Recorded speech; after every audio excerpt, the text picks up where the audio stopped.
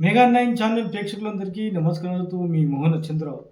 నేను అలనాటి చిత్రాలు అప్పుడు దాదాపు 1931 సంవత్సరం నుంచి నటిస్తున్న నటీనటులు చిత్రాలు ఏమేమి చిత్రాలు విడుదలైనాయి, వాళ్ళ పేర్లేంటి, వాళ్ళ దర్శకుల పేర్లేంటి, నిర్మాతల పేరేంటి, నటీనటులు ఎవరు మొదలైన వివరాలతో కూడిన ఒక చిత్రాలను గురించి విశ్లేషించే ప్రయత్నం చేస్తాను.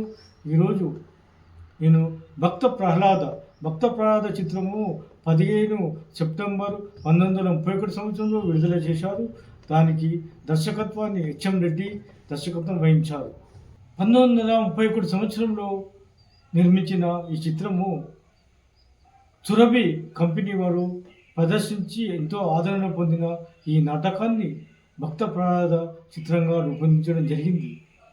దీనికి సంగీతాన్ని హెచ్ఆర్ పద్మశాస్త్రి, సాహిత్యాన్ని చందాల కేశవదాసు, హిరణ్య కశిపునిగా మునిపల్ల సుబ్బయ్య, లీలావతిగా సురభి కమలాబాయిలు నటించారు.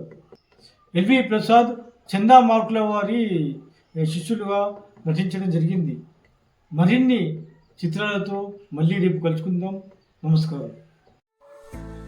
మొదట్లో తెలుగు చిత్రం ఎప్పుడు రిలీజ్ అయింది, అప్పటి నుంచి మీకు రోజు ఒక చిత్రాన్ని గురించి తెలియజేసే ప్రయత్నం చేస్తాను.